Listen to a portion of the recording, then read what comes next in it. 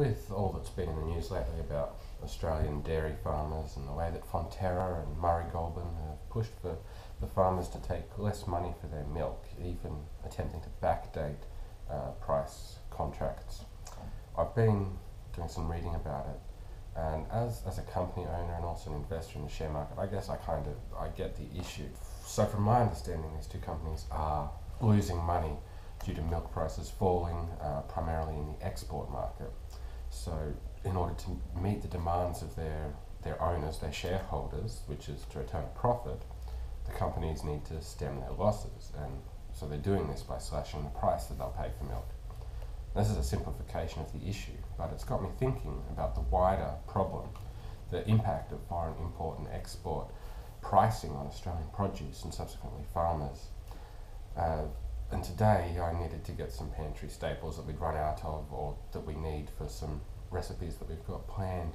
And so I thought I'd have a look at where each of the things I was getting is made, who owns it, and where the produce in it is actually from.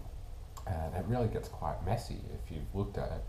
You've got things that are Australian made, but they're using local and imported ingredients. Obviously it's to cover the need to supplement produce when it's short on supply in Australia. But that makes it hard to know just how much they're really using that's Australian. Then of course there's Australian companies that are actually owned by foreign companies and so on.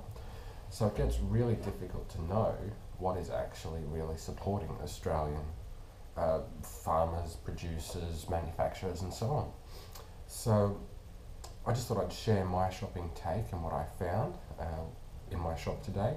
It's all bought from my local IGA supermart. I find their prices are as good if not better than Coles and Woolies, and they have a much bigger range and generally have more Australian things.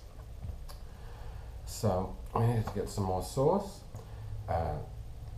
sweet chili sauce. I ended up getting the fountain one.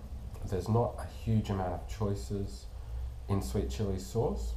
I found, at least at my IGA, that fountain was the only one that was made in Australia from primarily Australian ingredients.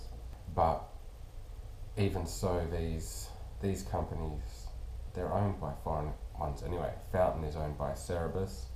Cerebus is owned by a Japanese company. So at least it's Australian made. Hoi Sin Sauce. Need this for a recipe we've got planned. Now, normally you'd get this in the Asian section, the Asian aisle. There's a number of choices there. Every single one of them is foreign made, foreign owned. I found this one in the regular sauces section.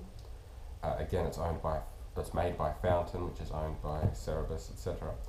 But it's made in Australia, and it does say from local and imported ingredients. So that's the only one I could find. Rice wine vinegar. There was not much choice here at all. Everything is made overseas and owned overseas. This one, Obento, product of China. Sesame oil. Normally I'm not too worried if it's organic or not. I found about 6 different brands of it in IGA. All of them are made and owned overseas. The exception is this one from Absolute Organics, which is packed in Australia or made in Australia from imported ingredients. Vegetable oil. This one's an interesting one. Their IGA have 3 brands of vegetable oil. They've got their own brand, Etta, and this one, which is Crisco. Now, their own black label is made in Australia from local and imported ingredients. The Etta brand is also made in Australia from local and imported ingredients. This one, Crisco, is the only one I could find that says it's made in Australia and only made from locally grown ingredients. Vermicelli Noodles. Now, I could not find any of these that were made in Australia or that are even a product of Australia manufactured here. This one, the Double Phoenix brand, is a product of China. Crackers, Dick Smith, the only ones I could find that were both Australian owned and manufactured.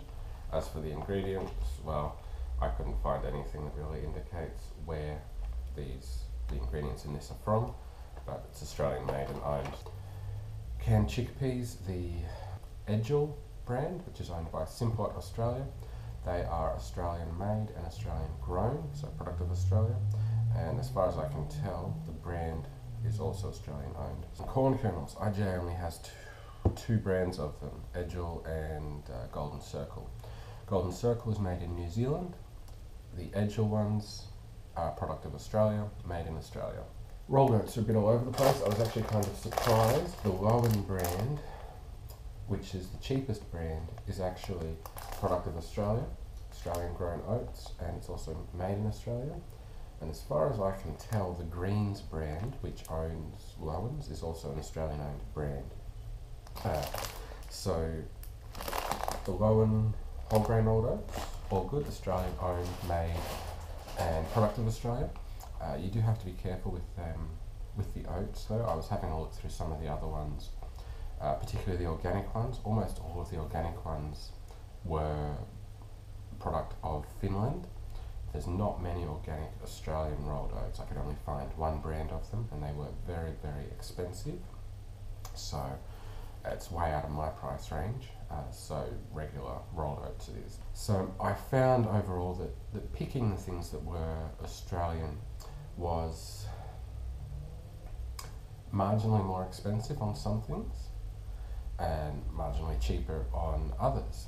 The rolled oats, for example, were a lot cheaper. The corn kernels, for example, the New Zealand ones were about 20 cents cheaper than the Australian ones. I don't feel that we spent any more in this shop than we would normally, just picking whatever is the most cost effective or the one that we know we like. I do know that there are things where you are going to spend more, full stop. It's as simple as that. The Australian organic oats, for example, and part of that is just supply and demand. So I mean, if we want more Australian stuff that is going to be more cost effective, there needs to be more demand for it so that the farmers are willing to and able to invest in growing more.